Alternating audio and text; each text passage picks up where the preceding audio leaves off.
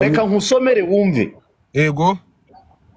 Kuva ku itariki ya 18 Werurwe 2022 kugeza tariki ya 9 Ugushyingo 2025. Yego.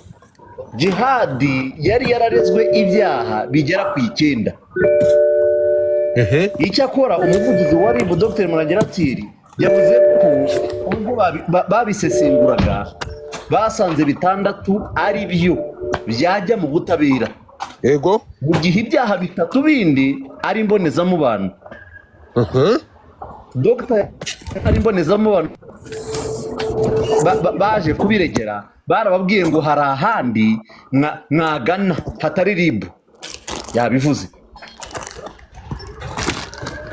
Dr Murangira yavuze ko yagerageje kugira inama Jihadi inshuro nyinshi ariko ibyo ngibyo baganiraga yabisigaga aho ngaho. Ndamukotinga ati maze kubona ibyo bintu byose twaranaganiriye mubwira ko nubwo afite izina riremereye ariko ritarusha amategeko. Naramubwiye nti ngwino muri showbiz ukorera amafaranga ariko mwandikira ibintu akwiye kwirinda, kandi buriya ni umuntu ngo duhurira kenshi mu mahugurwa y'abanyamakuru rero abikora bizi. Niba numvishe neza uravuze ngo RIB yarahaye Jihadi content agomba kujya akora n'ibyo atagomba gukora. Ntabwo ari content hano yavuze, hano ndamukotinga uko yavuze. Ni ukuvuga ngo yamwandikiye ibintu akwiye kujya yirinda ibyo yakora bigize ibyaha. Buriya Dr Murangira Thierry waravuga ngo namugiriye inama y'ibyo ashobora gukora bidashobora kumushyira mu byaha. Komeza. Ni nk'inama ushobora gukoresha. Yamubwiye ibyo agomba kwirinda. Mwandikira ibintu akwiye kwirinda gusa byose yabisigaga aho ngaho, kandi buriya ni umuntu duhurira kenshi mu mahugurwa y'abanyamakuru rero abikora bizi. Ye baba we nibyo Keminike yageze kuvuga. Jihadi yabishatse uretse no kuvuga ngo wenda media cyangwa iyi YouTube cyangwa uko abantu bari kuyikoresha yari kuyikoresha neza mu buryo bwiza kubera ko bwe yari afite n'abantu benshi bakunda imivugire ye. Ntabwo ibyo ngibyo ari igitangaza kuba radiyo runaka yaramuhaye akazi cyangwa yamuha akazi. Yari umuhanga afite ubwo bushobozi. Iyo abikora neza Jihadi yashoboraga kuba umwe. Ntabwo abanyamakuru bivuze ko abenshi barimo ari uko baryize. Yashoboraga kuba umuntu ushobora kugira icyo ahindura, kugira niba twese dukorera rubanda yaba iyo showbiz nta itandukanye na rubanda tubikora kugira ngo rubanda rubibone, yaba n'iryo tangazamakuru ndi dukorera. Yashoboraga gukora ibintu neza. Nibyo Murangira avuga. Yajyaga mu mahugurwa menshi y'abanyamakuru. Yagombaga kuba umuntu w'intangarugero, umuntu wabonaga amahugurwa abandi batayabona. Abandi ba YouTubers bajya babona amahugurwa ariko yarayabonaga. Yashoboraga kuyabyaza umusaruro. Ibi birego 6 rero Jihadi yarezwe bihuriye ku kuba ari ugutangaza amakuru y'ibihuha, gusakaza amashusho y'urukozasoni cyangwa gukangisha gusebanya hifashishijwe amashusho y'urukozasoni.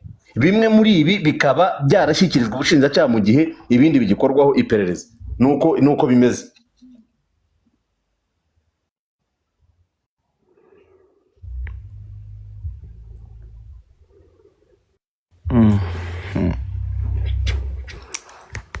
Aha. Urangije kubisoma? Yabirangije. Narangije kubisoma. Ese Godfather. Yo. Aguzi mugenzi wacu yagiye umwe mujya mukunda ako Oyavuga ariko kwandikira DM. Oyabwira nta giti. Kagenda nabyo nkubweye. Umubwire yaragiye. Kare nagaruriye bora witonze Godfather. Ubwo nabyo mubwira niba ugiye gushaka kuvuga ibintu by'amazina. Okay, nta mazina avuga. Okay, sawa. Yaragiye amukoraho ikiganiro. Aravuga ati bu diaspora yaragiye nga muhungu yararaga kwisima bamugurira amamotora bamugurira iki n'iki koko baramusebye ukuntu yari yarakutse amenyo n'iki akomana we. yaceceka agwa story ibaze vrema ngo iki J Baba Mungu ubwenge mu cyongereza oya ibi bintu uri kumva ikintu kiriho urareka amabwira ikintu Godfather yo hari ikindi kintu cyakongeraho ariko nyine wowe uri kuvuga ko hari ikintu ujya ubwira aba followers bawe ukababwira uti ndabizi ko ndi hano atariko ndabizi ko nkoze ikosa gato nkanyerera abanyarwanda. Iryo jambo ejo bundi numvisha umuntu witwa nde arivuga akoresha ngo abanyarwanda. Mu by'ukuri abantu b'isi turabazi. Ushobora no kuvuga ngo reba nk'abantu barimo kwandika hano muri comment ngo mutobare ngo muturekere jihad wacu. No jihad yakoraga ibintu hakaba abantu bamushyigikira. Wumve nawe ntabwo ushobora gukora ikintu ku izina ry'Imana. Ntabwo ushobora kunyerera ngo ukore ikintu umuntu akubwire ngo hano wakosheje. Umuntu agusange ni box akubwira ati muvandimwe saba imbabazi hano wakosheje. Iyo feedback byibura unayibona. Ahubwo baramushungera. Kugegeza ako kantuze nakabonye mutabaruka kuri radio wana kavuga. Aravuga ngo yabibwiraga uyu mwana witwa Stash uyu mwana ukora meno y'imikino. Aramubwira ati uko abantu bakubwira ngo turakwemera burya umuntu uzakubwira ngo ndakwemera uzamukemange. Aho kazakubwire ngo kora gutya ugerageze gukora gutya ariko uhindure nibi. Iyo abantu bakogegeza wabonaga ibintu ukuntu yakoraga byasaga naho yarakeneye feedback. Sinzi niba hari feedback anamaga kumbwira bati hano warengereye. Umumama niba hagazana akavanga abana banjye babakizemo sinzi niba arabonye wenda mu feedback ngo aha warengereye. Wagomba kugendera muri uyu murongo. Umurongo witangaza makuru tugaruke gato. Dufashe reba uyu hano hari n'abantu ngiye nshaka kuzagarukaho niyo mpamvu nagarutse kuri Muyango. Tugomba kugaruka kuri Muyango. Tuvuye kuri Muyango wumva ushobora kujyana ikibazo n'umuntu hanyuma agakoresha jihad. Ntabwo ari Muyango wenyine. Dufate ntuza jihad yakoreshwaga na Muyango akoreshwa n'uyu nguyu ntuza Ariyakuru afata jihad akamutereka hariya akajya kumwanagariza abantu. Ni ibintu byabayeho. Aba bagore b'abanyamadini aya makuru ntayo nzi wayamenya gute? Ariyakuru nawe niyafataga jihad akamukoresha nk'igikoresho. Urimo kunyumva? So ibi bintu reka nze nkubwize ukuri ariyo mpamvu ngo ndifata ngiye ntazigera nkena niyo wampamba miliyoni angahe ntabwo ngiye wambwira ngo nkorera ibi ngibi ntabwo bishoboka. Ari umugani mu Kinyarwanda bavuga ngo aho ibi bigore ujye kuvuga reka ndiye kuvuga amazina sinari ngiye gutukana. Abastare mubabarire abastare nawe opa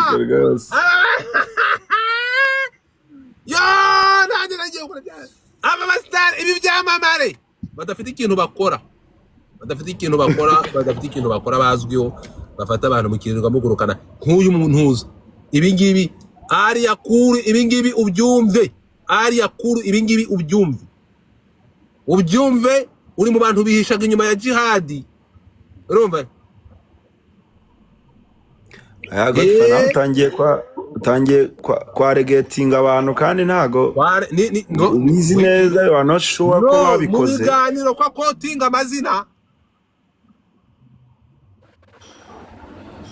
amazina none ntabwo dufite amajwi. Ntabwo nana yatubwiye ko afite amajwi jihad amubwira ko yaje kumubaga tumwe nande na Muyango ariko atubwiye ko azayakoresha igihe kiri ngombwa. Haleluya. Are we together?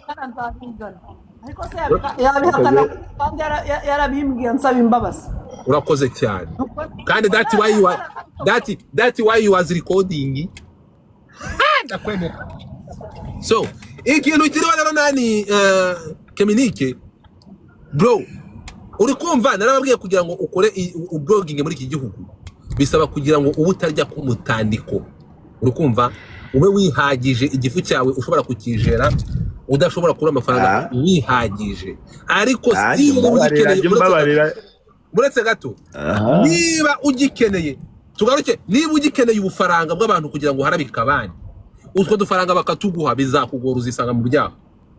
Niyo mpamvu ubona Ariyakuru amufata Ariya kura akamufata rega nivuga ariya kura ngiye nuko ariya kura ashatse kunza ariya kura aritonda sha niyo mpamvu ubona amucinye ngo agafata Jihad akamutwara ngo bamubirire ngo bya anniversaire ntibabonye Jihad. So ibi bintu ntabwo mani arabakuru ndashobora kuvugira hano abantu nka ariya kura n'abandi mushobora gukora ahangana nazaramo izina rya Muyango kuko nanana shakira umuroya uretse gato ahangaha shemuntu yo nk'abantu b'ababyeyi kubona mushobora gufata umuntu mukamwishyura ngo aje kwanagaza ababyeyi bagenzi banyu no singibi no ntago mubyumvishe ntabwo avuze ko nyir'ubwite yamwibwire ko yatumwe na Muyango hanyuma n'iki cy'Umuyango ari buze kumukorera uretse kumusura hari ikindi umuryango Jihad yaratunze Muyango arawutunga baramushakira umunyamategeko urukunyumva. So ibingibi rero niba ahangande yewe ngo difata ntabwo njya mpubuka ndi gukotinga amagambo yavuzwe mvuze Muyango kuko hano dufite umutangabuhamya uvuga ko nyir'ubwite yamwibwiriye kandi hari n'ibimenyetso ko Muyango ari we wamutumye kubikora. Ese basi buriya na Mohamed basi niba hano noneho turi kuvuga ko Muyango yatumye Jihad kuza kwandagazana bagafata amafoto y'abana bakashyira ku karubanda ahangaha ndashingira kuki turavuga iki reka tutangire urugero kuri we turi kumwe tugaruke kuri uriya ngo niba ari ntuza. So ribu ni mujye mureba aba bantu bajyana ibibazo n'abandi cyangwa bakaba badashaka abandi bakanagira ntabwo ubusaba afatanya byaha hari ibimenyetso ntabwo ari abafatanya byaha tureke kubivuga muzane tiriska niba ari tiriska hano. So ibi bintu rero ngiye ngo ndabona sinjya ry'imboga Muyango ndagukunda musomye agasomyo nkako Yuda yasomye Yesu kuburyarya urukunyuma wi niyo video ni na video yakoresheje ikwereka ko hari abantu kuri iyi si b'abagome hari n'abantu bagira imitima mibi hari n'abantu ba planninga gukora iki video Jihad yakoresheje nayipostinze kuri snap yanjye nureba iyo video urabibona ko atari njye kuri TikTok ntabwo njya postinga abantu nayipostinze kuri nuza yanjye 2023 bro isa 2025 uyu muntu uretse gato ese Triska mwansharingiye Triska kaza hano mwuka byaramo so rekaza ngura ikintu kimwe 2023 yayikuyeho akayibika agaceceka akarinda umunsi nyawo wo kubyuka mu gitondo. Urumva ko nimba umuntu yarabyutse mu gitondo agakuraho video 2023 ku itariki mu kwezi kwa 11 itariki 24 niho nayipostinze umuntu akayibika paka hayizana 2025 nuko yari yarateguye ikintu icyari cyo cyose azakora. Hano hari umuntu nyandikiye urukumva reka mbereke ntabwo ndi bushyira amazina hari umuntu mubabarire murebe ngo difata ntabwo ngewe niye mabwira ibintu muzaye mubyumva reba hano ntabwo ndi bushyira amazina urumva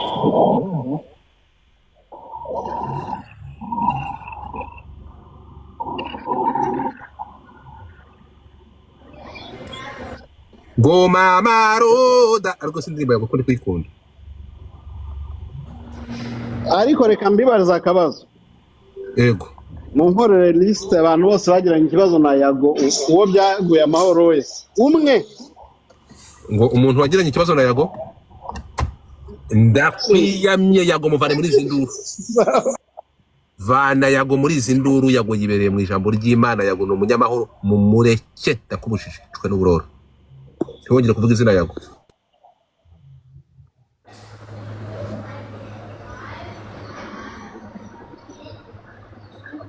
hari umuntu wanditse ngo hari ibyo mpfanaho nta na kimwe n'ukuri kw'Imana yo mu ijuru.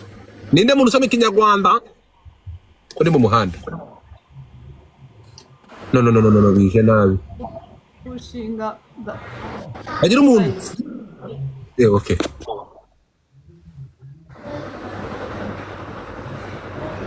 Erega buriya hari abantu baba bameze nka Jihad n'ubundi cyangwa nabo bumva kimwe nawe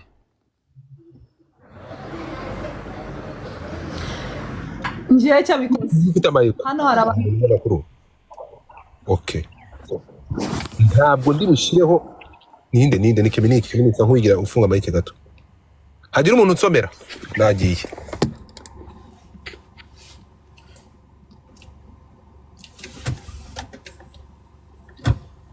soma reka umunyamakuru uriye ngwino hano gato